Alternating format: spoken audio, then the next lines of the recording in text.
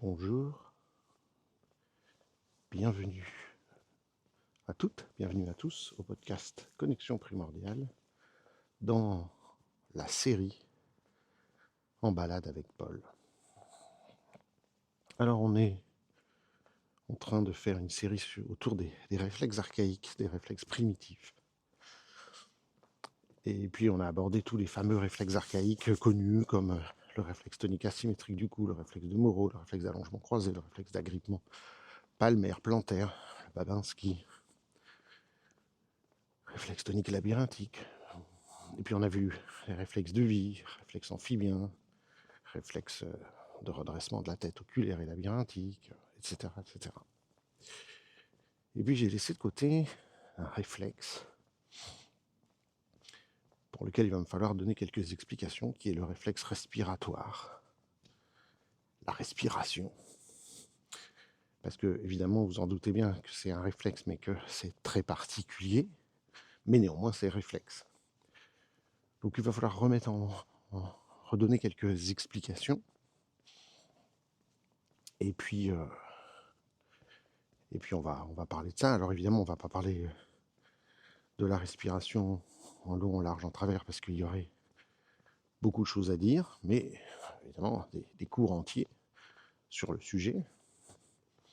Référez-vous aussi à un épisode qui doit dater du mois de octobre ou novembre 2025, où j'interroge Stéphane Johnson sur la respiration, lui qui a créé la première école française sur la respiration et où il intervient auprès de plein d'acteurs et interviennent aussi dans son école différents professionnels comme des kinésithérapeutes, des médecins, etc., sur la respiration et sur enseigner les respirations, les bonnes pratiques de respiration, plein de choses qui touchent la respiration. Donc écoutez cet épisode de podcast. Mais pour aujourd'hui, ça va nous permettre de remettre en place des choses au niveau des réflexes. Parce que si vous m'écoutez depuis un certain temps, vous pourriez croire qu'il n'y a que deux sortes de réflexes, ou trois pour certains qui écoutent le podcast depuis plus longtemps encore. Les réflexes archaïques, qui émergent in utero, qui sont présents à la naissance, puis qui vont s'inhiber quelques mois après la naissance.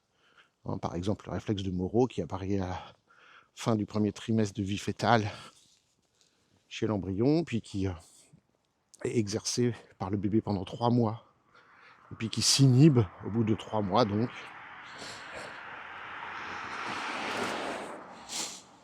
Et qui va s'intégrer, et donc on ne voit plus, qu'on n'est plus censé voir à partir du 4e mois après la naissance.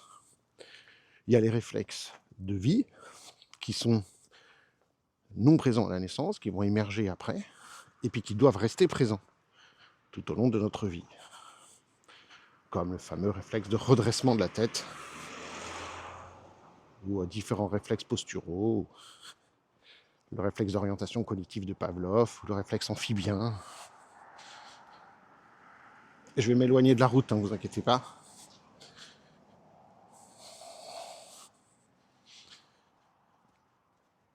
Comme aujourd'hui c'est un jour férié, je pensais qu'il n'y aurait pas du tout de voiture sur la route, surtout de si bonne heure, mais il ne fait pas encore jour complètement. Mais non. Alors, réflexes de vie, donc, qu'on garde tout au long de notre vie, comme leur nom l'indique, mais qui ne sont pas présents à la naissance. Mais il existe deux autres catégories de réflexes. La première, ou plutôt le quatrième, si on fait dans l'ordre, c'est le quatrième, c'est ce qu'on appelle les apprentissages. Pourquoi ? Parce que, en fait, d'un point de vue scientifique, les réflexes archaïques et les réflexes de vie se nomment les réflexes non conditionnés du nouveau-né. C'est-à-dire qu'à la naissance, nous avons ces réactions non conditionnées, donc non apprises, une autre manière de dire innées. Nous avons ces réactions innées chez le bébé, qui sont divisées en deux, les réflexes archaïques qui vont s'inhiber et les réflexes de vie qui, eux, ne s'inhibent pas. Ce sont donc les réactions non conditionnées du nouveau-né. Mais évidemment, si le vocabulaire scientifique utilise ce terme, c'est parce qu'il existe des réflexes conditionnés. Et en fait, les réflexes conditionnés, ce sont tous les apprentissages qu'on fait dans la vie. Je crois que j'en ai quand même pas mal parlé dans des épisodes précédents. Donc la lecture, l'écriture, apprendre à faire du judo, quoi que ce soit, tout ça, nager, sont des choses, faire du vélo, qu'on a apprises. Et il a fallu pratiquer encore et encore et encore pour que ça devienne réflexe. Il faut sacrément pratiquer des années pour que le jour où vous fassiez une chute, au lieu de mettre les mains devant et d'utiliser le réflexe de parachute, qu'on appelle le réflexe de soutien des mains, vous fassiez votre roulade de judo. Il faut des années de pratique. Ça m'est arrivé une fois. J'ai été en traversant une rue, une voiture ne s'est pas arrêtée, m'a percuté, et je sortais de l'entraînement de Systema avec des roulades, et j'ai fait une roulade.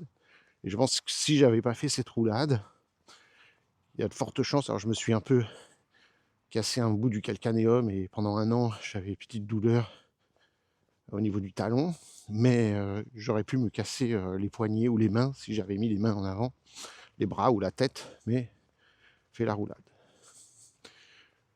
Il faut des années et des années pour que, aujourd'hui, si je vous présente un mot et que je vous dis ne le lisez pas, vous ne puissiez pas ne pas le lire parce que c'est devenu réflexe de lire. On ne peut jamais les apprendre à faire du vélo.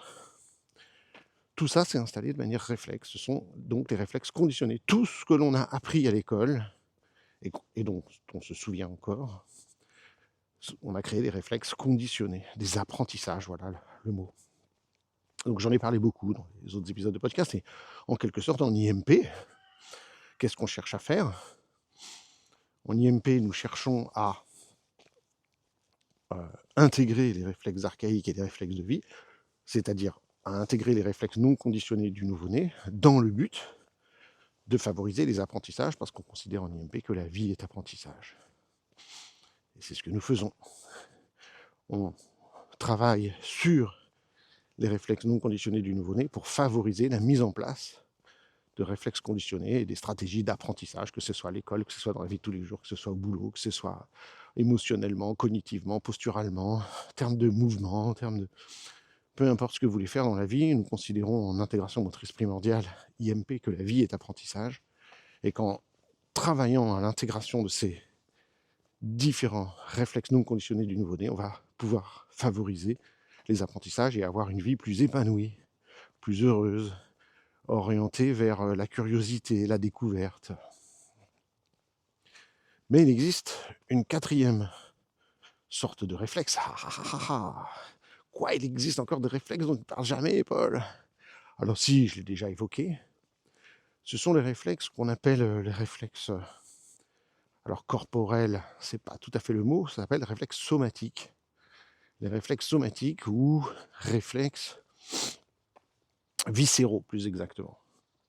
Voilà, ce sont toutes les réactions corporelles, et Dieu sait s'il y en a, qui se font de manière automatique.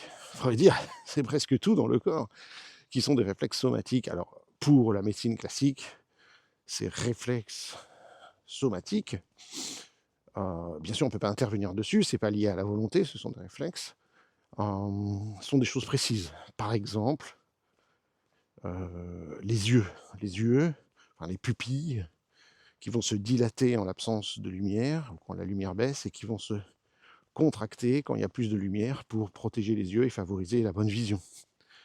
Et qui nous permet de nous adapter à différentes situations de vision, comme là je suis en train de marcher dans la pénombre, le jour est en train de se lever, et progressivement ma pupille, qui était bien dilatée, va s'adapter à la luminosité changeante, ce qui est extraordinaire.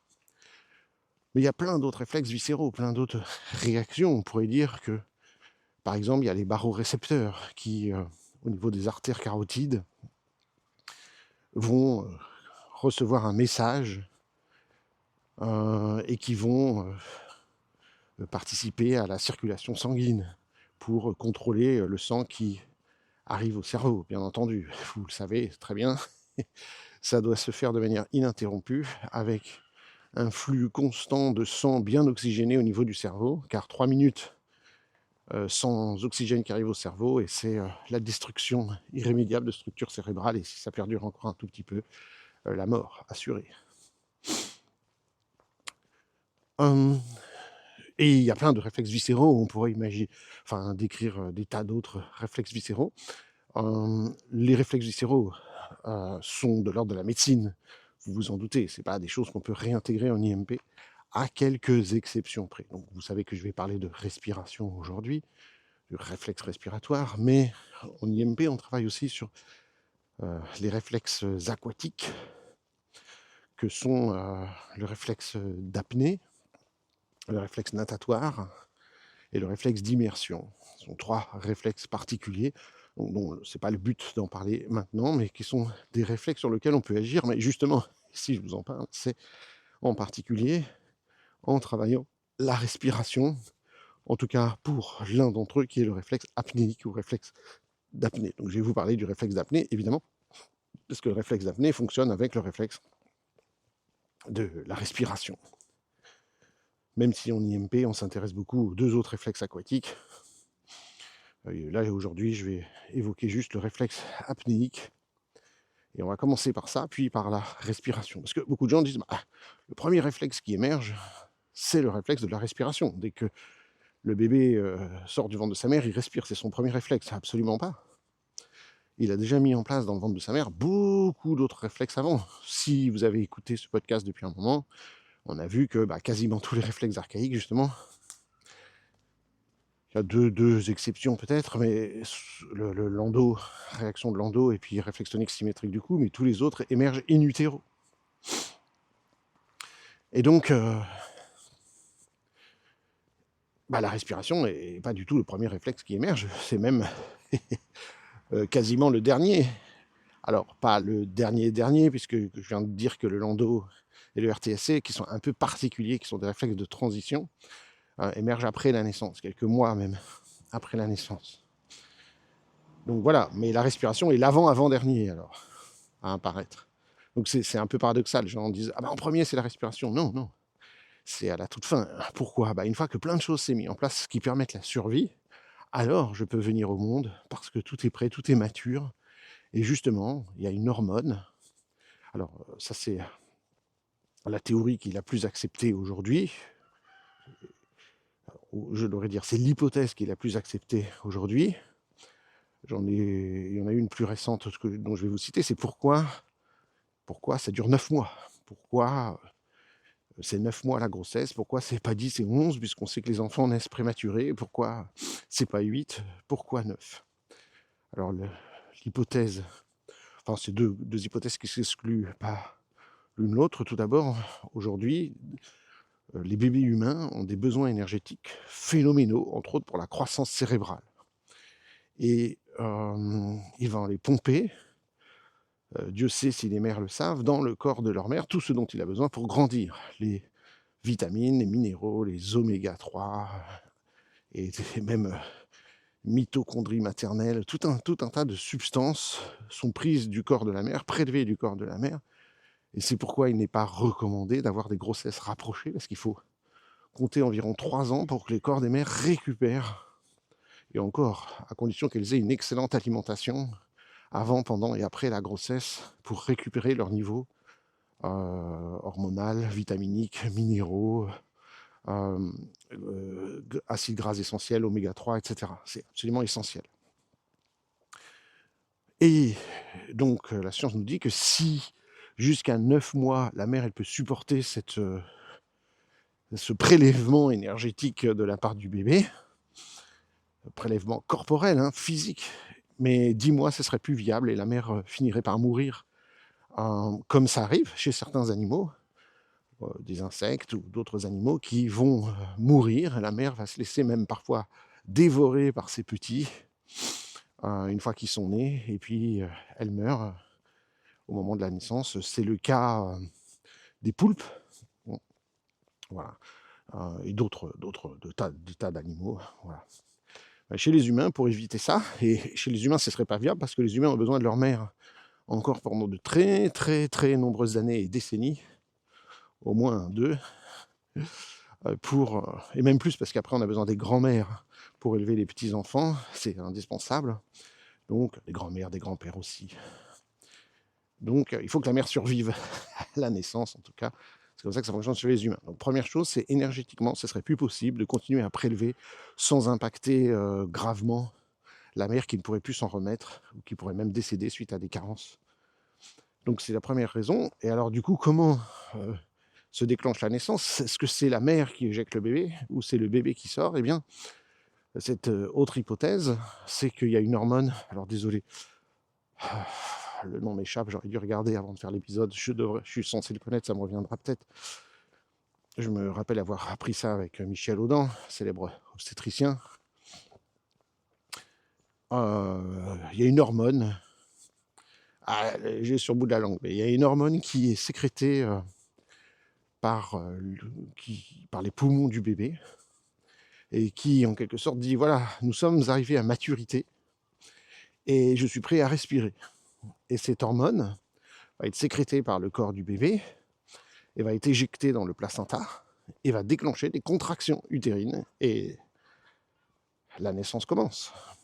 Et c'est merveilleux. Le bébé dit ça y est, maman, je suis prêt à prendre ma première respiration, je peux sortir.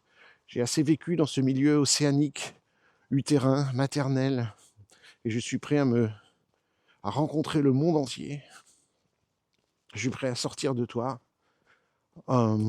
Et il sécrète, il envoie un message via son corps.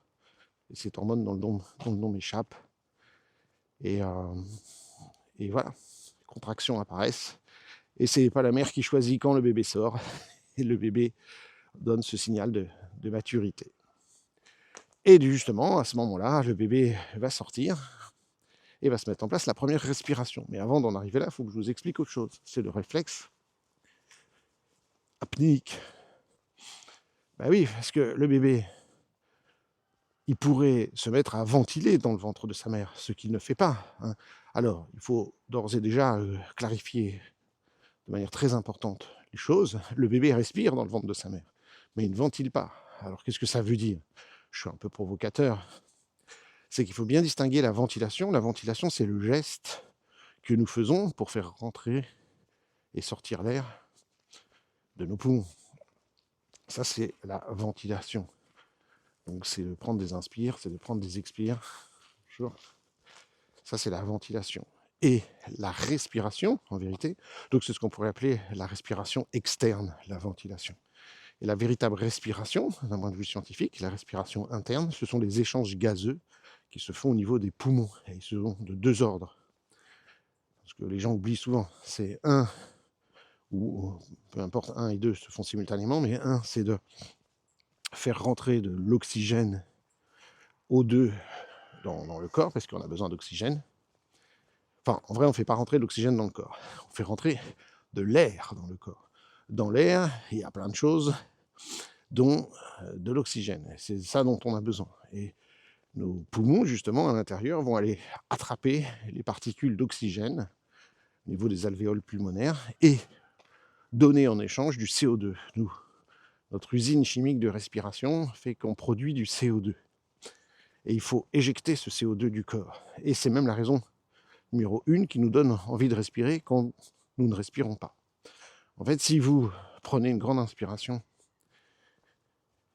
et que vous arrêtez de respirer et que vous vous mettez à faire de l'apnée, vous vous mettez en apnée, selon votre condition physique et votre entraînement, ça va mettre un certain temps avant que vous ayez envie de respirer. À quel moment vous allez avoir envie de respirer? Puis à un moment donné, il faut que je respire, et vous vous mettez à respirer. Mais ce n'est pas pour prendre de l'oxygène, c'est pour éjecter le CO2. C'est l'éjection du CO2 qui nous donne envie de respirer. Parce que notre corps, là, il est en train de prendre l'oxygène, et puis il dit oui, mais il faut que j'éjecte le CO2. Et c'est ça qui nous donne envie de respirer. Et si vous ne me croyez pas, trouvez-vous pour une vingtaine d'euros un oxymètre. Vous vous rappelez ce petit appareil dont on met le doigt dedans et qui mesure la saturation d'oxygène dans le sang. C'est le sang qui transporte l'oxygène partout, y compris au cerveau, à tous les organes, à tous les muscles, à tout le corps. Et si vous utilisez cet oxymètre, alors une personne normale, hein, on n'est pas à 100%, mais vous regardez que si vous êtes en santé physique adéquate, vous serez à 98-99% de saturation en oxygène. Ça prouve à quel point c'est extraordinaire, n'est-ce pas, le corps humain? Et puis, peut-être 97. Mais il ne faut pas que ça baisse. Vous savez, pendant le Covid, on sait qu'il y a des insuffisances respiratoires et que ça baisse. Et si ça baisse en dessous de 90, vous êtes en insuffisance respiratoire, c'est-à-dire qu'il n'y a plus assez d'oxygène, les gens se mettent à respirer de manière plus violente pour essayer d'avoir de l'oxygène, ils ont du mal, ils sont en souffrance. Et je crois que si ça baisse en dessous de 80, c'est la mort, ou vraiment des grosses insuffisances. Il faut vous mettre sous oxygène pur, avec ventilation artificielle ou des choses comme ça. C'est très intéressant, les oxymètres, ça permet de voir la chose suivante, et je reviendrai dans un instant, mais la chose suivante, si vous retenez votre respiration, peut-être 1 minute, peut-être 2 minutes, peut-être 3 minutes, le record du monde sans oxygène au préalable, parce qu'il y a un record du monde qui est génial, Stig, qui fait ça, c'est un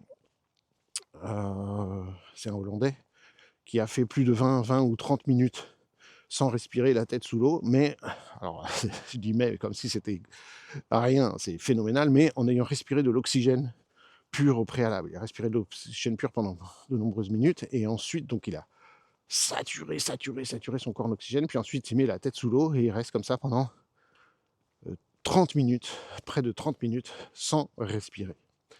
Mais on pourrait considérer qu'il s'est un peu dopé avant, dopé à l'oxygène, et c'est un record qui existe au niveau du Guinness Book des records, mais qui n'est pas pris en compte par les associations du sport apnée, de l'apnée. Parce que en apnée, on n'a pas le droit de prendre de l'oxygène avant. Donc le record du monde, je crois, s'établit à 11 minutes ou 11 minutes 30, quelque chose comme ça, je crois.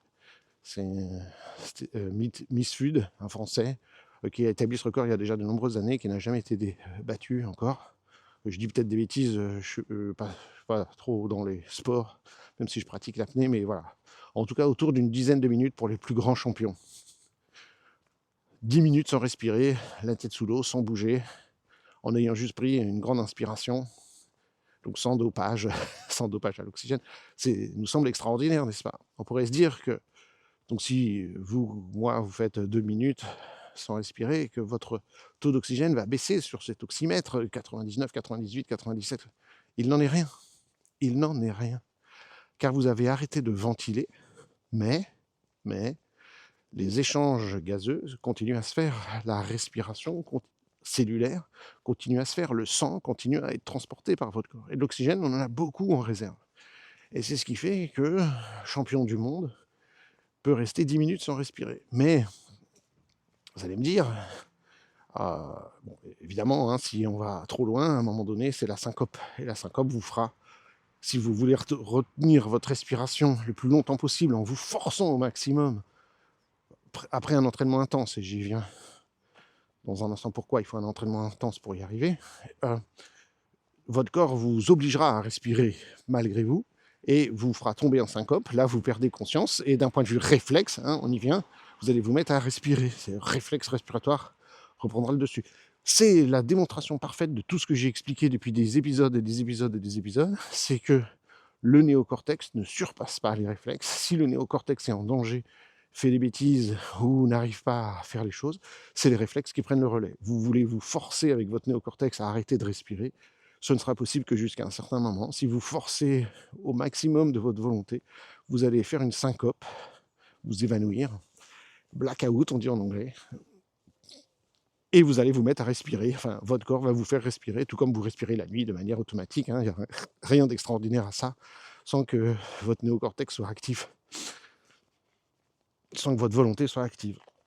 Alors évidemment, ça c'est très bien, sauf que si vous êtes sous l'eau, en train de faire de l'apnée sous l'eau, évidemment c'est la mort garantie, puisque se mettre à respirer sous l'eau n'est pas une bonne idée, il n'y a pas assez d'oxygène dans l'eau, nous n'avons pas de branchies pour que nous puissions vivre. D'ailleurs, quand on voit des compétitions d'apnée au Grand Bleu, où les gens plongent en profondeur, il y a ce qu'on appelle la sécurité, qui fait que les gens sont là pour que quand les plongeurs remontent et qu'ils sont au bout de leur performance, si jamais ils font une syncope, vous avez en général 20-30 derniers mètres, vous avez tout un tas de sécurité, de personnel de sécurité qui sont là, en apnée eux-mêmes, ils n'ont pas des bouteilles, ils sont en apnée eux-mêmes, avec des palmes, le long du câble qui descend. Et quand les personnes arrivent dans ces 30 derniers mètres, il surveille étroitement les moindres signes que la personne est en train de faire une syncope. Et si ça arrive, et ça arrive parfois lors de compétitions, il n'y a rien de grave à faire une syncope, hein, mais si cela arrive, automatiquement, la personne de sécurité met ses mains au niveau des voies aériennes de la personne, c'est-à-dire met la paume sur sa bouche et pince le nez pour empêcher la personne de respiration quand elle rentre en syncope. Puis, alors, évidemment, elle continue à faire remonter la personne. On est à quelques secondes de la surface, hein, là.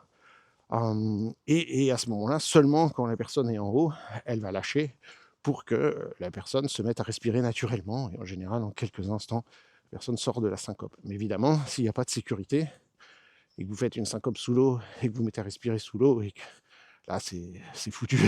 C'est foutu, c'est la mort. Pourquoi je vous parle de tout ça? Parce qu'il y a ce fameux réflexe apnéique qui existe chez les bébés.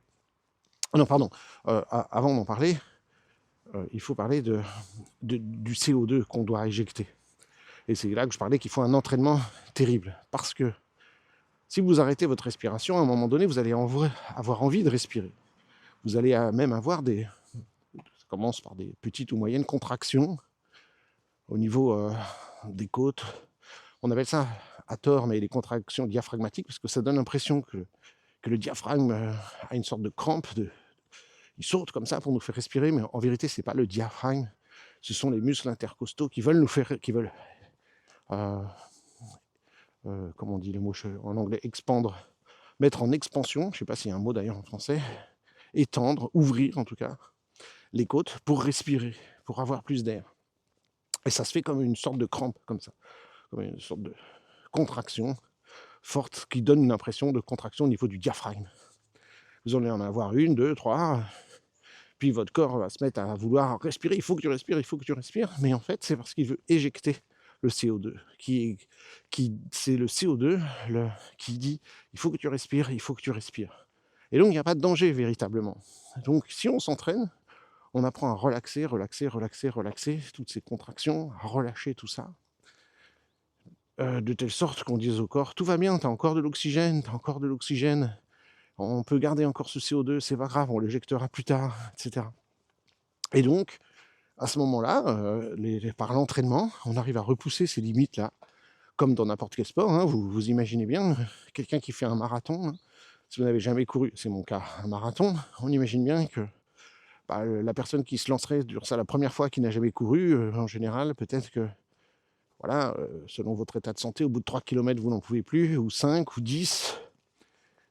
Et c'est parce que vous êtes entraîné encore et encore que vous êtes capable de faire. En général, on a cette progression qu'on s'entraîne à faire 5 km, puis quand on est à l'aise sur 5 km, on s'entraîne à 10, puis un semi-marathon, c'est une vingtaine, et puis après, on peut tenter les marathons. Mais évidemment, si ce n'est pas le cas, et vous n'avez jamais couru plus que 5 km, vous n'y arriverez jamais. On arrivera à un moment donné où peut-être à 10, ou quoi, votre corps il n'en peut plus, il faut qu'il respire, il faut qu'il s'arrête, les muscles font mal de partout, notre corps n'est pas entraîné. C'est tout à fait logique. C'est la même chose au niveau de la respiration, aussi étonnant que ça puisse paraître. Et d'ailleurs, c'est souvent la respiration qui va être la limite, hein. Quand on court, quand on nage, quand on fait n'importe quel sport, on va être essoufflé. Ce sont toutes les filières dites aérobie, anaérobie, etc., qui permettent qui s'adaptent avec les battements cardiaques et la respiration aux activités physiques que l'on fait.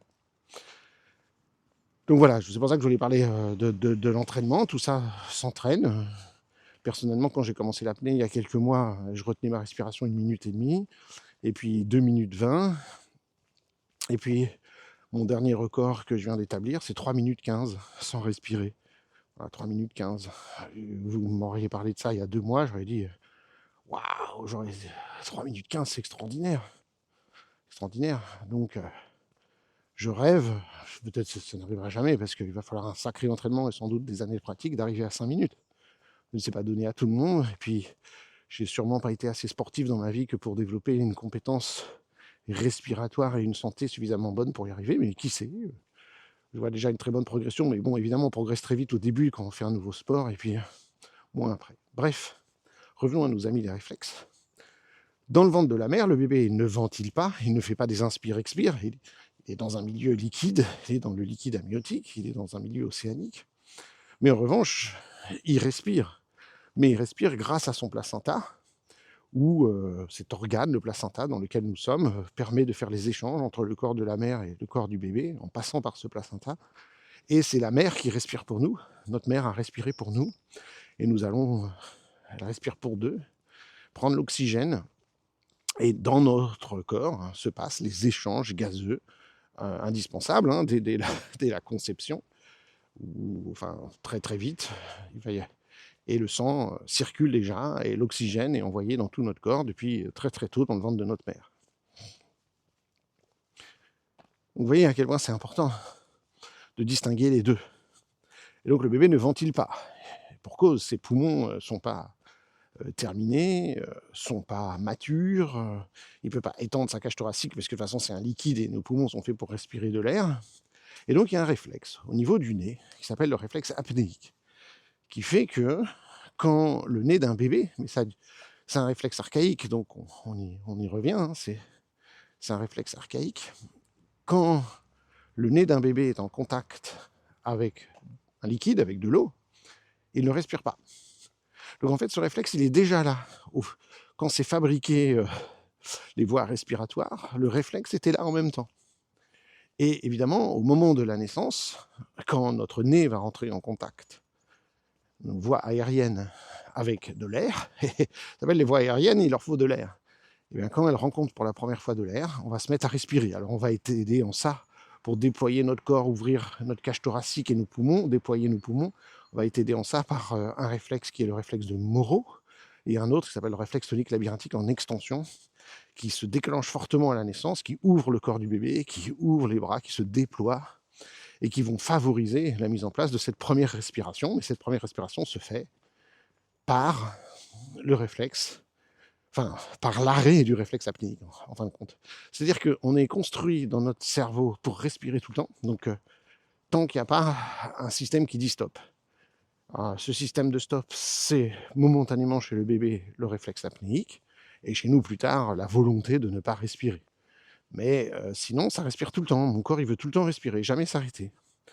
Et donc, on peut dire que notre corps se fait, notre vie, je crois que c'est en yoga qui dit ça, se fait entre deux respirations. Notre première inspiration à la naissance et notre dernier souffle à notre mort. Donc toute notre vie se fait entre deux respirations, la première inspiration et la dernière expiration. Et entre les deux, eh bien, une zone du cerveau un noyau dans le cerveau qui donne ce signal au niveau du tronc cérébral, je suppose. Je ne connais même pas cette zone, c'est une honte, je devrais le savoir, qui envoie en permanence le signal de respirer. Je sais que le nerf vague intervient évidemment dans l'accélération, le ralentissement de la respiration, mais quelle est la zone, le noyau dans le cerveau qui fait qu'on respire tout le temps, je ne sais pas.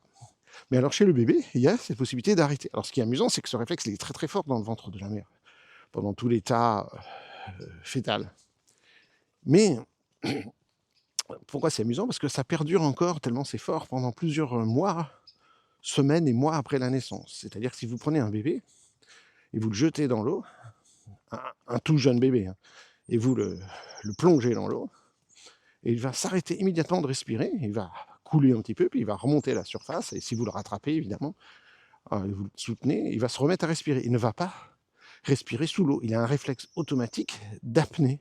Et la plupart du temps, ils vont sourire, ils vont faire une sorte de grimace, ils vont respirer dès qu'ils sont dans l'air, ils vont replonger le bébé dans l'eau, il arrête immédiatement de respirer. Personne ne lui a appris, il ne fait pas avant de et bloquer sa respiration comme nous on le ferait avant de plonger sous l'eau. Non, il pof, le nez rencontre de l'eau, et ça marche dans un lavabo, vous mettez la tête d'un bébé, c'est pas des choses qu'on fait comme ça, bien sûr, mais dans un lavabo, et hop, il s'arrête de respirer. Vous n'avez jamais vu des vidéos de bébés nageurs? C'est extraordinaire de voir ça. Ces bébés s'amusent, vraiment, des bébés s'amusent, nagent, et ne boivent en aucun cas la tasse. Alors, là, il y a plein de choses qu'il faudrait dire, et on n'a pas le temps, je vous ai dit, d'aborder tous les aspects concernant la respiration. Mais ça dure un certain nombre de mois, et on ne sait pas exactement combien. Ça dépend des modes de vie, ça dépend de tout un tas de choses. À quel moment ce réflexe s'arrête, alors, c'est quelques mois ou un an ou quoi, c'est pas très clair parce que, ben, si on peut pas tester chez les bébés nageurs parce qu'une fois que si on fait les bébés nageurs, le bébé va passer directement de volontaire à involontaire, enfin de involontaire à volontaire et aujourd'hui, il y a pas d'études qui disent que, c'est à tel ou tel mois. Ça peut être, parfois, ça peut être 4, ça peut être 6, ça peut être 8, ça peut être 10. C'est beaucoup moins précis que pour d'autres réflexes. Bon, voilà, pour la petite histoire. Donc, c'est quand même intéressant. Alors, comment expliquer que ce réflexe apnique dure si longtemps? Alors, il y a 2 explications. La première explication, c'est celle que je viens de donner, c'est de dire: «Bon, bah, ce réflexe était tellement prééminent et on le comprend, il devait être là tout le temps, tout le temps, tout le temps, tout le temps de la durée de la grossesse et n'apparaître qu'au moment de la naissance qu'on se dit: "Bah, un réflexe qui était si fort, un conditionnement qui était si fort au niveau du cerveau, bon, il ne peut pas s'arrêter comme ça du jour au lendemain", hein. On peut imaginer cette explication et qu'il continue à perdurer, voilà, par un excès sensoriel de il faut vraiment pas respirer, c'est une question de survie. Mais c'est quand même un petit peu gros que ce soit aussi long, que ça dure quelques semaines, que ce réflexe soit encore actif quelques semaines parce qu'il était si fort pendant la grossesse, oui. Mais là, on parle plus de semaines, on parle de mois, 6, 7, 8 mois, voire 10 mois. Hem et là, ça questionne beaucoup. Comment, après des millions d'années d'évolution, hem, on en soit encore là, que ce réflexe apnéique soit si prééminent alors qu'on pourrait se dire: «Mais à quoi il peut servir?» Je veux dire, bien sûr, il y a les bébés nageurs, mais on ne plonge pas les bébés dans l'eau, hein. Notez que moi, j'ai fait l'expérience avec mes filles, hein, toutes petites, dans la baignoire. Elles ne buvaient pas la tasse jusqu'à un certain âge, mais il faut faire attention. Après, quelques mois, si vous replongez le bébé dans l'eau, dans la baignoire, la tête dans l'eau, il va boire la tasse, hein, comme on dit. Donc il faut évidemment surveiller énormément les bébés et de toute façon, même il faut toujours surveiller un bébé qui est dans l'eau parce que, je vous ai dit qu'il arrête de respirer s'il va dans l'eau et il boit pas la tasse, mais jusqu'à un certain point évidemment, à un moment donné, comme nous tous, il va vouloir respirer. Donc c'est quelques secondes, on parle de quelques secondes. Il fait pas lui quelques minutes d'apnée ou 10 minutes comme les champions du monde. Pas du tout là, on parle de quelques secondes évidemment, ou de quelques secondes si vous voulez. Je sais pas exactement le nombre de secondes, mais peut-être 3 secondes, 4 secondes, j'en sais rien exactement à vrai dire. Il faudrait parler aux gens qui font les activités de bébé nageur, mais on peut pas. Après le bébé, il va vouloir spontanément respirer, ce qui est logique. Ce n'est pas un poisson quand même. Mais voilà qui intrigue, c'est pourquoi ce réflexe apnéique est si prééminent et dure si longtemps. Alors il y a l'explication, un petit peu, pas officiellement acceptée, qui est la théorie du singe aquatique, de Homo delphinus, comme on l'appelle aussi, ou théorie du aquatic ape, du singe aquatique, où Michel Audin a préféré rebaptiser cette théorie la théorie du chimpanzé marin, et il en parle largement dans son livre qu'on a publié dans notre maison d'édition Ressources Primordiales, Homo et la planète océan. Et donc, cette théorie du singe aquatique, elle dit que nous sommes des chimpanzés, des grands singes, adaptés à l'eau. Alors là, il faudrait un épisode de podcast entier sur le sujet.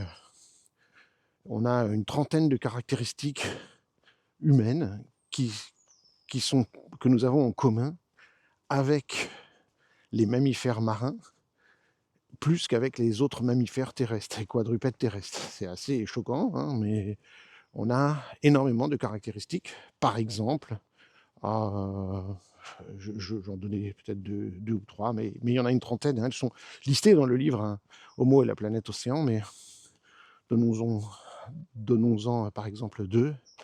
Par exemple, le Vernix caseosa, c'est à la naissance, les bébés, ils ont une petite peau, qui caseosa, qui veut dire ressemble à du fromage.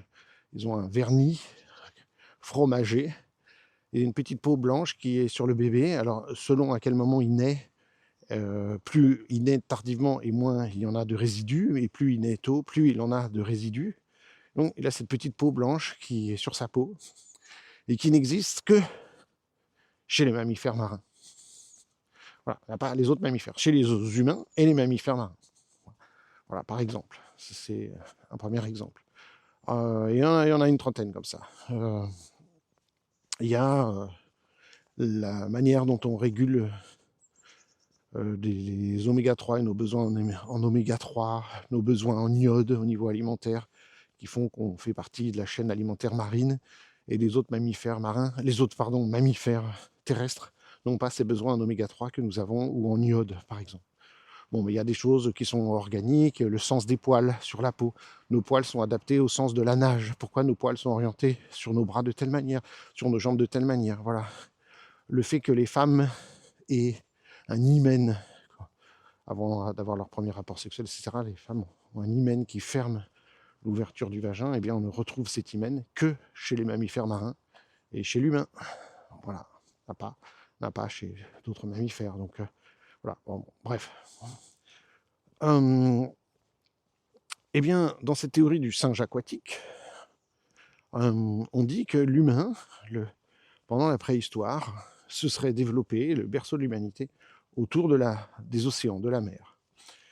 D'ailleurs, les premières traces de civilisation véritable préhistorique se trouvent tout à fait au sud de l'Afrique, dans une région, en Afrique du Sud, où il y a des fonds marins extrêmement riches, avec beaucoup à manger, avec des grands estrans, des zones recouvertes par les marées, avec beaucoup de choses pour se nourrir ici, et qu'on pense que nos ancêtres, alors là je parle de nos ancêtres, nos parents qui étaient des cousins avec les singes, donc bon, des formes de singes, nous sommes des singes, vivaient là, alors au début dans la savane, et puis progressivement l'ont quitté pour aller vers la mer, parce qu'en fin de compte on se visualise comme des chasseurs-cueilleurs, mais rien n'est plus faux.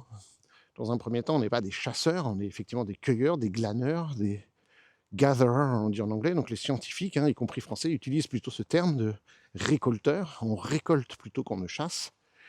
Et dites-vous bien que si vous et moi, on se trouve un jour en état de famine, et que vous vous retrouvez avec toute votre famille en état de famine, allez vivre au bord de la mer. C'est mon premier conseil. Allez vivre au bord de la mer.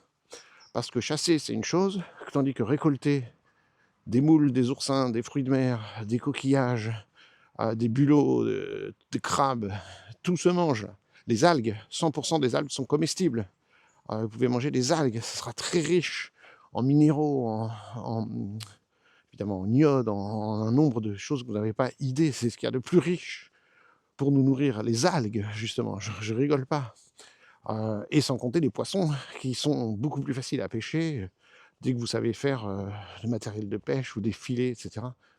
Alors, surtout qu'aujourd'hui, c'est très difficile parce qu'on a quasiment vidé les océans de leur vitalité et de ce qu'il y avait dedans. Aujourd'hui, pour pêcher, on peut dire c'est parfois difficile, et les bateaux de pêche trouvent de moins en moins, doivent aller de plus en plus loin avec des filets de plus en plus grands, gigantissimes, géants. Mais évidemment, au temps de la préhistoire, c'était d'une richesse, c'est-à-dire que aujourd'hui, si vous allez en Corse et que vous êtes surpris par le nombre de poissons qu'il y a, je sais qu'il y a des gens qui faisaient de la plongée sous-marine il y a 20 ans, il y a 30 ans, il y a 40 ans, il y a 50 ans. Donc on a des témoignages évidemment qui disaient mais c'était incomparable il y a 50 ans de maintenant, du nombre de poissons, de richesses, d'oursins, de fruits de mer, de choses qu'on trouvait dans ces fonds marins. Mais ça, c'était il y a 50 ans. Mais il y a 100 ans, il y a 1000 ans, il y a 10 000 ans, il y a 100 000 ans, c'était foisonnant d'un point de vue inimaginable. Aujourd'hui, on n'arrive pas à imaginer la perte écologique monstrueuse qu'il y a. C'est pareil pour les oiseaux. Alors, les premiers colons arrivant aux États-Unis disent que parfois, tenez-vous bien, il y avait vous savez qu'il y a les migrations d'oiseaux. Et donc parfois, il y avait ces pigeons qui ont un nom particulier, dont le nom m'échappe, ces pigeons qui migraient jusqu'à obscurcir le ciel, parfois pendant plusieurs jours d'affilée. On a des témoignages que les rivières françaises, mais regorgées, tu mettais ton hameçon, hop, un poisson, tu reposes l'hameçon, tu remets l'hameçon, un poisson, et ainsi de suite. C'était d'une richesse phénoménale. Le gibier partout, au temps de la préhistoire, du gibier, il y en avait partout, des petits animaux, des grands animaux. Évidemment, l'humain a reconfiguré, depuis la fin de la préhistoire, l'entièreté de la surface de la planète en termes de vie sauvage. Je suis pas en train de critiquer ou de dire ceci ou cela, c'est les choses sont comme ça aujourd'hui, voilà. Et donc, si vous voulez vous nourrir et que c'est la famine, allez vivre au bord de la mer. Il y a foison encore aujourd'hui, imaginez autrefois. Et donc on imagine, il y a cette théorie qui dit que il y a un certain nombre de singes qui ont quitté justement, enfin je devrais dire de primates, qui ont quitté la forêt, la savane, pour aller vivre en bord de mer et qui ont commencé à se nourrir de fruits de mer et qui fait qu'aujourd'hui on est dépendant des oméga 3, que vous savez très bien on trouve dans les algues. J'en pense qu'on les trouve dans les poissons, mais les poissons on les trouve dans les algues. Donc au lieu de manger les poissons, on peut manger les algues. Mais bon, bref. On est dépendant de l'iode. Sans iode, on ne peut pas se développer normalement. Et voilà. On ne peut pas se développer sans plein de choses liées à la chaîne alimentaire marine. Et alors, c'est ce qui ferait, dans cette théorie, que notre cerveau s'est développé comme il est devenu plus malin grâce à cet apport en oméga 3, etc. Et puis la bipédie, et puis ceci, et puis cela serait dû à des adaptations, et qu'on a nagé, et qu'on a beaucoup, ce sont des singes qui ont beaucoup vécu les pieds dans l'eau, et qui ont beaucoup nagé pour attraper un certain nombre de choses, des coquillages. Alors on imagine, il y a des millions d'années, ils restaient près du bord, et puis progressivement, ils sont allés de plus en plus en profondeur pour aller trouver des bons trucs à nager, et il y a des preuves de ça, où on retrouve à des temps préhistoriques, par exemple dans des campements en Afrique du Sud, des restes de coquillages qui ont été mangés et tout, qui ne poussent, qui ne vivent qu'à certaines profondeurs, 20-30 mètres. Donc ça sous-entend qu'ils étaient d'excellents nageurs et qu'ils allaient très profond pour aller chercher à manger. Donc je ne sais pas si vous avez déjà plongé à 20 mètres, c'est pas une mince affaire, hein. Personnellement, j'ai pas eu l'occasion de faire plus parce que je vais en fosse, à la piscine qui fait 5 mètres, 5 mètres déjà, faut savoir le faire, il faut savoir compenser les oreilles, il faut savoir y aller, il y a une pression qui se fait sur votre corps, et évidemment, c'est rien, après 10 mètres, on a un bar supplémentaire, 20 mètres de bar, c'est pas du tout une mince affaire. Donc là, on parle évidemment de millions d'années d'évolution, et évidemment, il y a des mammifères qui ont fait ça depuis des millions d'années, qui sont retournés à la mer complètement. Les mammifères marins, nos amis les dauphins, les baleines, voilà, les lions de mer, les phoques, les otaries, tout ça, ce sont des mammifères marins. Alors évidemment, les phoques, les otaries, ils vivent partiellement sur terre et sur mer, mais il y en a qui ne peuvent plus vivre que dans l'eau, donc les fameux dauphins et les baleines, par exemple, et les orques. Tout ça sont des mammifères placentaires comme nous, hein, qui allaitent leurs petits comme nous. Mais vous le savez très bien, c'était leurs ancêtres vivaient sur la terre et puis ils sont retournés progressivement dans l'eau.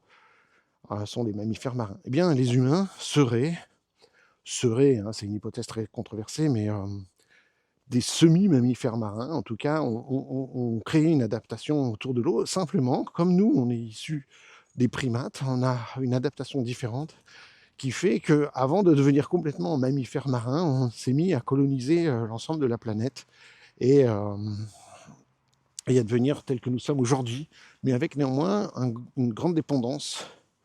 Et quand on va aller en vacances à la mer, au milieu marin, il y a des gens, il faut qu'ils aillent au bord de la mer, et peu importe, il y a des millions de gens partout, et il faut un petit bout de sable sur lequel on met notre petit bout de serviette, et on s'assoit et on fait rien d'autre que d'être près de la mer. Et près de la mer, ça fait du bien. C'est tellement inscrit dans nos gènes depuis des millions d'années. Donc voilà, cette théorie dit quoi ? Cette théorie dit que ces parents, nos ancêtres, là, on parle d'une adaptation depuis des millions d'années, hein, depuis des centaines de milliers d'années, en tout cas. Tout dépend jusqu'où vous remontez. Mais là, si on remonte à cette adaptation que nous avons, c'est peut-être plusieurs centaines de milliers d'années, peut-être même millions d'années, et que les parents, qui n'étaient donc pas des chasseurs-cueilleurs à proprement parler, mais des glaneurs, pêcheurs, plongeurs, vivaient avec leurs enfants près de l'eau. Et que un bébé doit être porté, surveillé en permanence, et si jamais il s'échappe, puisqu'à ce moment-là, on porte nos bébés autour de l'eau, les pieds dans l'eau, en train de ramasser, que sais-je, des oursins, des huîtres, des algues, pêchées, etc., les bébés peuvent spontanément tomber dans l'eau avant qu'ils soient capables de se mettre debout et de se relever par eux-mêmes. Et donc à ce moment-là, il faut que ce réflexe apnéique soit présent pendant 2-3 secondes où on va récupérer le bébé Et donc c'est une protection que nos bébés ont toujours connu l'eau, ont toujours connu, nos bébés ancestraux, la mer, et ont gardé ce réflexe apnéique pendant plusieurs mois, jusqu'à temps, vous dis-je, qu'ils soient capables de se mettre à quatre pattes et de se redresser sur leurs pattes arrière, donc autour de 10 mois, 11 mois, 12 mois, et qu'à ce moment-là, ils peuvent ressortir d'eux-mêmes la tête hors de l'eau et rester moins en danger dans la zone de l'estran. Voilà. Bon, c'est une théorie controversée qui n'est pas acceptée officiellement, mais qui est très intéressante et en tout cas qui corrobore notre histoire de réflexe apnéique. Alors j'ai parlé beaucoup de ce réflexe apnéique. Pourquoi ? Parce qu'on peut dire que la ventilation, puisqu'en fin de compte, c'est de ce réflexe que l'on parle, et quand on parle de technique de respiration, c'est faux, c'est un abus de langage, on devrait dire des techniques, alors soit de respiration externe, mais le terme approprié, ce serait de dire des techniques de ventilation. La respiration, c'est ce qui se fait dans les poumons, et on ne peut pas faire grand-chose là, ce sont des échanges gazeux, ce sont des réflexes, mais complètement somatiques, corporels, viscéraux, comme on dit, voilà, réflexes viscéraux, viscères, poumons, fait son travail. Et là, je vous ai dit, c'est que la médecine qui peut faire quelque chose. Je ne sais pas, il y a sûrement des maladies qui affectent les alvéoles pulmonaires. Voilà, on a tous eu des bronchites, on a tous eu des maladies qui peuvent affecter les poumons. Il y a des maladies ou des cancers ou des insuffisances qui se passent. Il y a l'asthme, où il se passe un certain nombre de choses. Et donc là, évidemment, c'est la médecine qui peut intervenir et qui étudie tout ça, et qui trouve des thérapies pour soigner tout ça. En revanche, depuis des millénaires, l'être humain s'intéresse aux techniques de ventilation parce que ça a un impact majeur sur le cœur, sur les émotions. Aujourd'hui, on sait que via le nerf vague, la respiration affecte le cœur et le rythme cardiaque qui a plein d'effets. Et puis le fait de modifier ce rythme respiratoire, donc on peut le dire, va avoir un impact majeur sur le cœur et sur les émotions. Et qu'aujourd'hui, les techniques de respiration... Alors pourquoi ? Parce que le nerf vague a 80% de ces informations qui vont vers le cerveau, et du coup, quand on respire calmement, eh bien, le cerveau reçoit l'information, je suis en sécurité, et il calme le cœur, et il calme les émotions, et il calme l'angoisse, et il calme le stress, et il nous remet en état de sécurité. Donc si on mime un état de sécurité, notre corps finit par ressentir la sécurité. C'est aussi simple que ça, c'est aussi bête que ça. Et donc si je prends une respiration apaisante, ça va apaiser.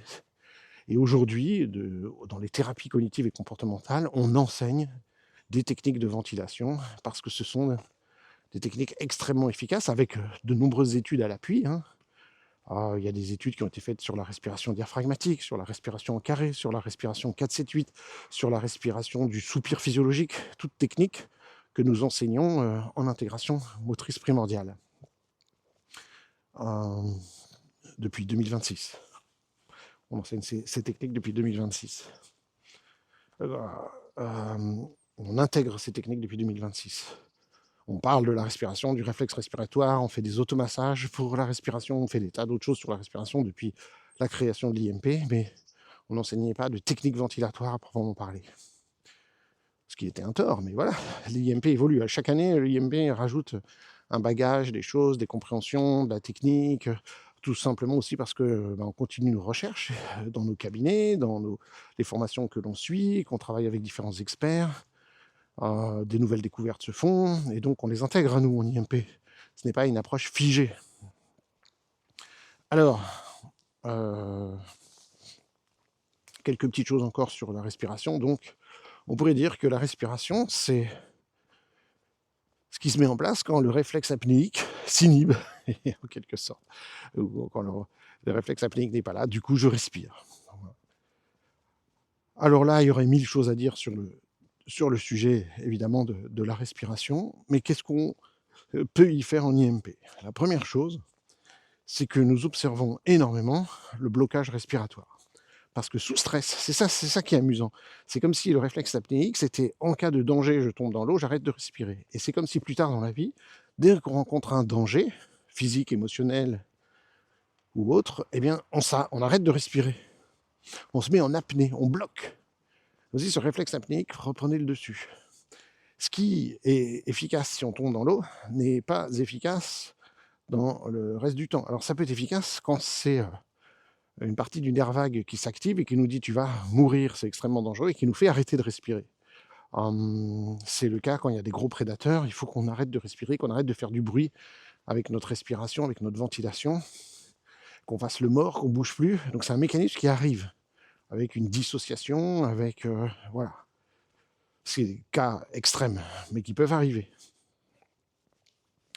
Même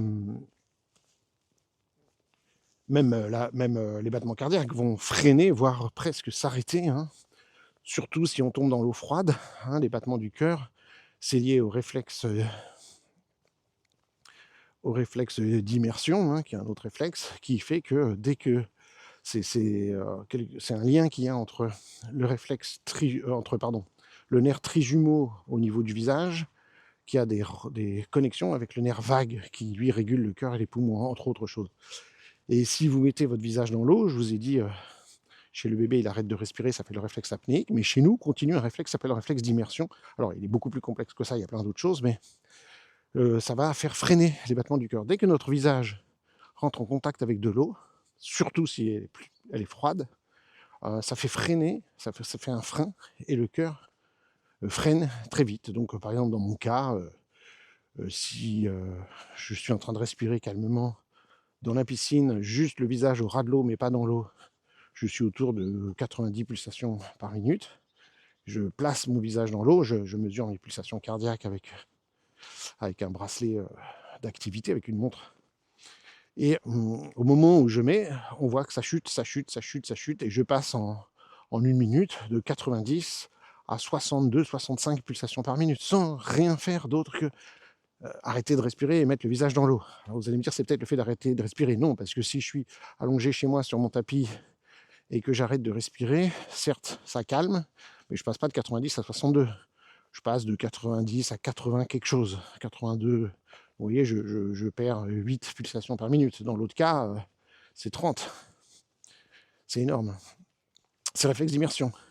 Dans l'eau froide, ça marche encore mieux, hein, ça freine. Les champions du monde, le cœur s'arrête quasiment. Alors déjà, ce sont des très grands sportifs. Plus vous êtes sportif, plus votre cœur bat lentement. Mais alors, les sportifs qui font de l'apnée, là, il y en a qui descendent à 30 pulsations par minute, là, le champion du monde, etc. C'est phénoménal, c'est phénoménal. C'est un réflexe très très fort qui dit, bah oui, tu vas rester sans respirer la tête sous l'eau, et donc il faut que l'oxygène soit économisé, et donc il faut que le cœur ralentisse pour pas que l'oxygène soit vite utilisé. Et tout l'art de l'apnée, c'est d'apprendre à se détendre le plus possible, à relâcher le moindre muscle du corps pour utiliser le moins d'oxygène, et le cœur le ralentir au maximum, ce qui ne se fait pas par la volonté, mais par des entraînements. Et c'est pourquoi on s'entraîne hors de l'eau, mais on s'entraîne aussi dans l'eau, évidemment. Alors, c'est passionnant. C'est passionnant parce que sous stress, on a tendance à bloquer la respiration. Et nous, en IMP, on va enseigner aux gens tout un tas de choses, des mouvements, des procédures de réintégration de réflexes. Et dès que les gens ont du mal avec soit un mouvement, soit un remodelage que nous faisons avec eux, un travail isométrique par exemple, eh bien ils vont bloquer leur respiration. Et s'ils bloquent la respiration, l'intégration ne sera pas faisable, ne sera pas possible, ça n'intégrera pas. Ça indique que la personne se sent en danger, qu'il y a un stress, qu'il y a quelque chose qui est inhabituel et qu'elle a du mal à faire aisément. Et donc on ne peut pas continuer. On enseigne donc dans les cours d'IMP qu'il faut que la personne respire de manière fluide en permanence. Alors on a différentes choses techniques qu'on enseigne, langue au palais, lèvres en contact, pour favoriser la respiration nasale. Dès qu'on enseigne ça aux gens, dès qu'on n'a pas la langue au palais ou les lèvres en contact et qu'on se met à respirer par la bouche, ben, il faut arrêter le mouvement qu'on fait. On va trop loin, on va trop fort, on va trop vite. Et il faut faire moins fort, moins vite. Sinon, nous, on fait le contraire des Jeux Olympiques. Plus vite, plus haut, plus fort. Je pense que ce sont de très mauvaises valeurs aujourd'hui, des valeurs de compétition catastrophiques. C'est très bien de vouloir se dépasser, de s'entraîner, etc. Mais aujourd'hui, où tout le monde rentre en burn-out et où on est épuisé par le boulot et on pousse tout le temps la mule, nous-mêmes, nos corps, il est bon d'apprendre à faire moins fort, moins vite, moins haut. Je suis un peu provocateur, mais c'est ça l'idée, à ralentir. Et donc nous on dit, alors là, on va faire le mouvement plus lentement, ou moins loin, moins d'amplitude, prendre son temps. On ne peut pas rentrer en état de stress. Et la respiration, c'est une des meilleures manières de voir si je me mets à respirer par la bouche, voilà, et si je me mets à bloquer ma respiration, c'est un autre facteur. Donc nous, on va être très attentif à tout ça. Et puis, on va enseigner justement soit des resets au niveau de la respiration. J'en ai parlé, j'ai fait un épisode sur le sujet, écoutez-le. Le reset de la respiration. De tête, c'était vers octobre, si vous voulez rechercher, octobre 2025. Et puis on va enseigner des techniques d'automassage. En IMP, il y a 4 groupes de techniques automassage et techniques tactiles. Mouvements, plusieurs centaines, à peu près 200 mouvements qu'on enseigne. Plus de 100 en tout cas. Technique de réintégration de réflexes et technique de ventilation. Donc il y a 4 grands axes d'intervention en intégration motrice primordiale. Donc on va travailler beaucoup sur les automassages pour aller libérer tout l'espace ventilatoire. On va aller libérer les côtes, on va aller libérer le diaphragme, on va aller libérer le dos, on va aller libérer les muscles au niveau du cou, comme les sternocléidomastoïdiens, etc., les scalènes. On va enseigner aux gens des techniques avec les balles, avec les rouleaux, avec les bâtons, pour aller libérer tout cet espace ventilatoire. Parce que c'est bien beau de dire on va faire des techniques de respiration, mais il faut déjà libérer les tensions qui m'empêchent de bien respirer. Souvent les gens disent « Ah mais les bébés ils respirent bien, les bébés ils respirent bien, leur ventre bouge bien, les bébés ils ont une respiration ample et tout et tout. » Pas faux, pas faux, pas faux.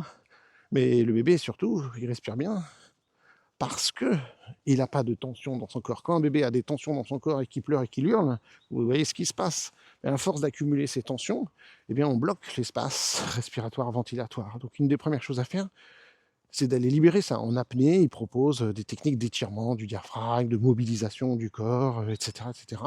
Nous, on a des techniques spécifiques d'automassage pour libérer tout ça. Voilà. Donc en gros, en IMP, on a les resets, dont je ne reparle pas aujourd'hui parce que j'ai fait un épisode de podcast entier sur le sujet, les resets de la respiration. Donc là, il y a tout un tas de techniques sur le dos, sur le ventre, bref, tout un tas de choses. La respiration du crocodile, la respiration de la tortue, où on va aller travailler cet espace ventilatoire. Nous avons ensuite donc les techniques d'automassage et de libération au niveau tactile. Et bien sûr, on fait des tas de mouvements qui ne peuvent qu'aider. Et ensuite, on a tout le pilier qu'on a introduit en 2026 dans la formation, en particulier dans un des stages, qui s'appelle NPA, ça veut dire né pour aimer. On l'appelle aussi naissance, paralysie par la peur et attachement, où on enseigne un certain nombre de techniques de ventilation qui ont fait leurs preuves, comme la respiration diaphragmatique, la respiration en carré, la respiration 4-7-8 et le soupir physiologique. Voilà, ce sont les techniques qu'on enseigne. Si ça vous intéresse, vous pouvez regarder sur Internet, vous allez trouver des tas de choses sur le sujet. Mais nous, on les enseigne aussi en IMP. Donc voilà ce que je voulais vous partager autour de la respiration. C'est quelque chose qui ne quitte jamais notre esprit en IMP. Quoi qu'on fasse avec les gens, quand on observe les réflexes, par exemple, archaïques ou autres, quand on fait des mouvements, quand on fait des automassages pour autre chose d'ailleurs, quand on fait nos resets, hochement de tête, retournement, etc., ou quand nous pratiquons des mouvements avec les gens, à tout moment, nous vérifions, nous sommes conscients de la respiration de la personne, et si elle se modifie, si elle se bloque, si elle s'interrompt, et nous allons faire, on ne peut pas parler de rééducation, mais nous allons enseigner à la personne un certain nombre de choses pour favoriser la respiration, bien entendu. Nous considérons donc la respiration comme un réflexe, et chez certaines personnes, ce réflexe pose véritablement problème. Ils sont toujours en apnée, ils bloquent régulièrement leur respiration. Je veux dire, c'est pas que parce que pendant la séance, il faut un mouvement nouveau ou une technique de isométrique qu'on leur demande qui fait que ça bloque chez eux. Mais ça peut être que dans la vie en général, ils ont tendance à avoir des difficultés à ce niveau-là.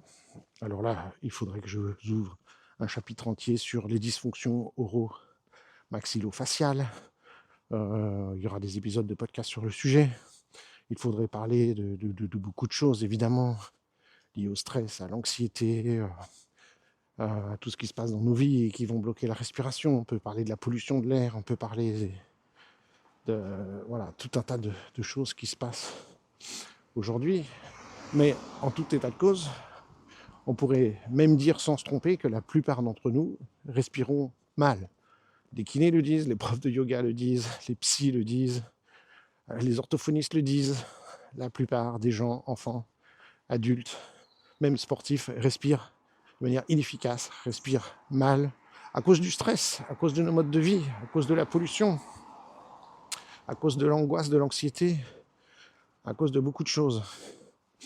Et donc, énormément de gens, bon, je ne veux pas dire énormément de gens, nous pouvons tous bénéficier d'améliorer notre respiration. Nous pouvons tous bénéficier à pratiquer des techniques respiratoires. Alors là, l'envie me prend de passer 1 heure à vous expliquer des tas de choses sur les techniques respiratoires, du bienfait, du pourquoi, du comment, etc.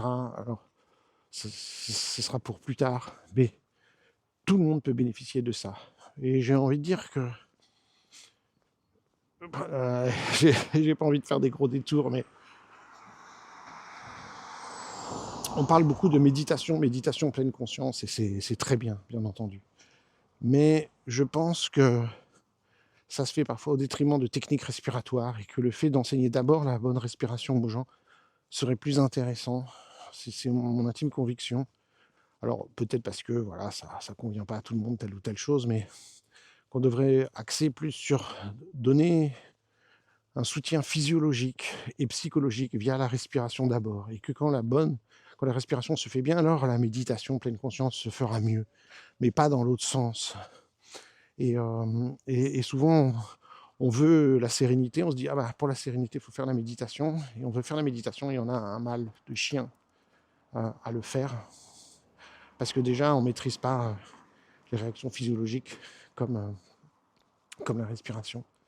Donc, je pense que parfois, on met la charrue avant les bœufs, et qu'on devrait plutôt commencer par enseigner des techniques de respiration, enseigner tout un tas de choses liées à une bonne ventilation, et alors la sérénité pourra venir, et je serai plus à l'aise pour faire ma méditation pleine conscience. Voilà, c'est un petit aparté que je voulais faire, non pas pour vous décourager de faire la méditation, faites-le, évidemment, si vous le faites, c'est que vous en avez les bénéfices, c'est que c'est bien, mais beaucoup de gens se disent, il faut que je fasse la méditation parce que j'ai besoin de sérénité, et ça, c'est censé être bon pour moi.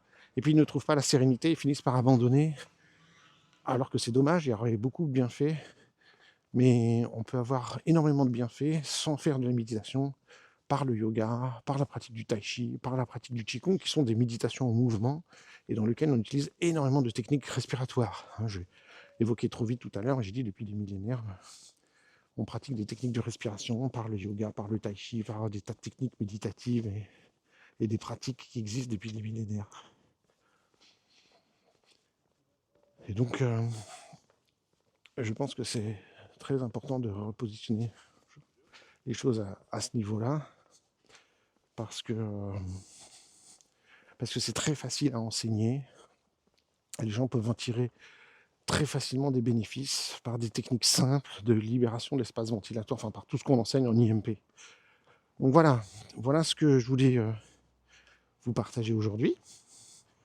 La respiration, le réflexe respiratoire. Est-ce qu'il fonctionne bien? Est-ce que dans ma vie de tous les jours, ma respiration s'adapte correctement à ce que je fais physiquement? Je fais du sport, que je bouge.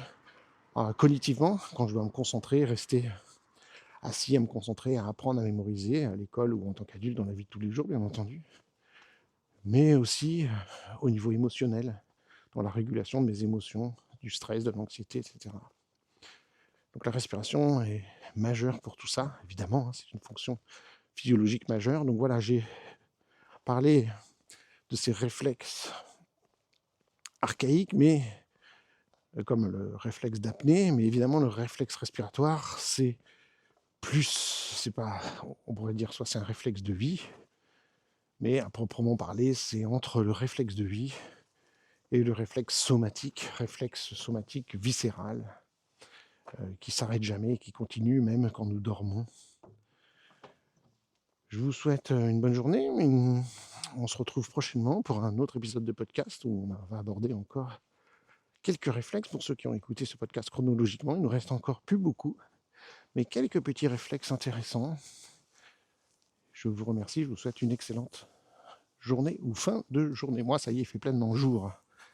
Voilà, le soleil va briller aujourd'hui. Apparemment, je ne vois pas de nuages. Ça fait longtemps, hein. Ça fait des semaines, peut-être même des mois, que j'ai pas vu un ciel aussi dégagé depuis le mois d'août, sans doute. Et je pense que j'exagère pas trop. Donc on va peut-être avoir une journée ensoleillée. Ce serait pas de refus. Ce n'est pas de refus. Je vous remercie. Bonne journée à vous.